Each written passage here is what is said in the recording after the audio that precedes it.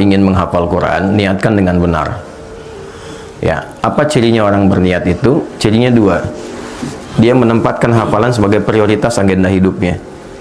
Misal kami ada At-Taisir Learning Center, di situ ada kegiatan menghafal Quran dan lintas negara. Sudah ada 24 negara tersambung. Ada 100 pembimbing laki-laki perempuan muslim muslimah menemani, bahkan metode online. Ada 3 metodenya, bisa setoran langsung, bisa telepon lewat voice note misalnya, dan nanti yang voice note ini ataupun juga mengirimkan hafalan kita untuk dinilai, itu akan ditanya, Anda sehari punya waktu berapa dengan Quran? 5 menit, 10 menit, 15 menit, 1 jam. Nanti dihitungkan, Anda akan hafal Quran dalam durasi sekian bulan, sekian tahun. Kalau Anda 5 menit, ini hafal Quran dalam durasi sekian tahun misalnya. Dihitung sampai ke situ. Tapi nanti alokasi yang telah Anda siapkan itu ada konsistensi. Siap nggak dihubungi jam sekian yang Anda kosong itu? Itu terus diingatkan demikian. Nah, kalau orang sudah berniat, maka mesti ada prioritas agendanya. Ketika Anda menempatkan misalnya, misal saja jam 19.20 untuk murajaah, konsisten murajaah di waktu itu. Paksain diri kita untuk hadir di situ. Itu latihan pertama, sampai mendapatkan kenikmatan mengulang. Kalau sudah nikmat, itu lintas waktu, lintas keadaan. Saya dari hotel tadi ke sini, masih bisa mengulang. Jalan dari depan buka pintu ke sini, masih bisa mengulang. Salaman sama Anda, masih bisa murajaah. Gitu.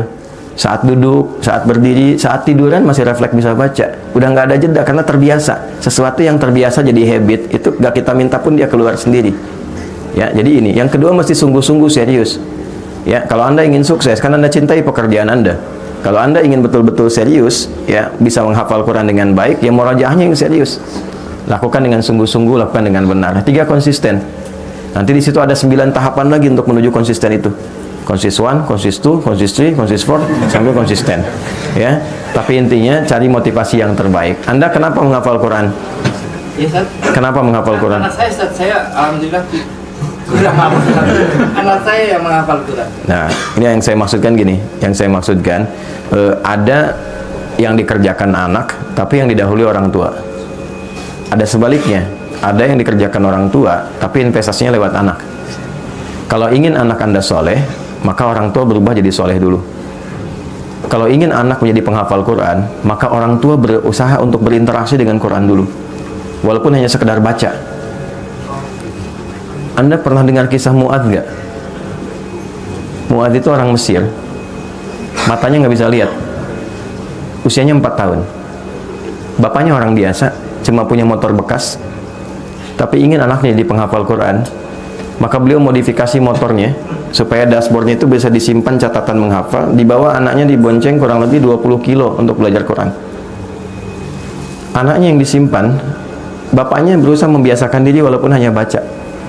Pulang dia catat apa yang dihafal, kemudian disimpan di dashboard itu. Sambil jalan anaknya suruh baca, 20 kilo pulang pergi, bapaknya nyimak begini gitu.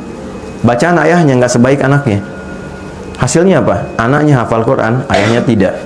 Tapi Allah mudahkan dia mendapatkan Quran dengan hafalannya dan keterbatasan pandangan dia dengan kesungguhan orang tuanya.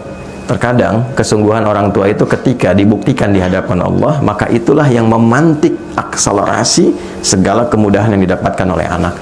Maryam itu dapat kemudahan karena ibu dan ayahnya. Itulah sebabnya ketika Maryam dimudahkan rezekinya, karomahnya, kemuliaannya, kalimat pertamanya begini, fataqabbalaha rabbuha biqabulin hasanin wa ambataha nabatan hasana. Maka ikhtiar orang tua itulah aku terima yang menjadikan Maryam menjadi istimewa. Jadi istimewanya Maryam itu karena Imran dan Hanahnya. Baik ya, itu saya kira yang mungkin bisa diutamakan. Mudah-mudahan ada kebaikan, dan tolong lihat dunia anaknya ya. Jangan diberikan paksaan dengan metode orang dewasa. Saatnya dia main-main. Anak saya menghafal dengan dunianya. Dengan dunianya. Misal saya kasih dia senang cerita, saya kasih cerita dulu. Saya kasih isi Qurannya dulu. Setelah tahu isinya, baru kemudian dia baca, dia tahu oh ini yang tadi saya ceritakan tadi malam. Maka senang dia menghafal. Ya, sekarang dia main mobil-mobilan, saya kasih seperti anak lainnya. Anak kami seperti anak lainnya. Main mobil-mobilan. Kami kasih 5. Kami ajarkan yang 1 jadi imam, belakang makmum. Waktunya adzan, Allahu Akbar, mobil 1 jadi imam, yang 1 komat. Dan dia praktekkan setelah itu. Allahu Akbar, masjid samping. Mobil, semua ayo, sudah adzan dulu katanya, kamu jadi imam. Yang 1 jadi makmum, yang 1 adzan, 1 komat. dengan dunianya nggak apa-apa. Dia senang mainan, misalnya ada tayo, ada macam-macam dan sebagainya, kita beli sajadah, kita desain misalnya gambarnya ini, jadi dia bawa itu, dia belajar sholat. Biarkan dengan dunianya, karena anak-anak tidak ada hisabnya. Tapi kalau anak sudah mau menghafal, anak sudah mau sholat, bapaknya belum tergerak, ibunya belum tersentuh, dengan cara apa lagi Allah berikan hidayah?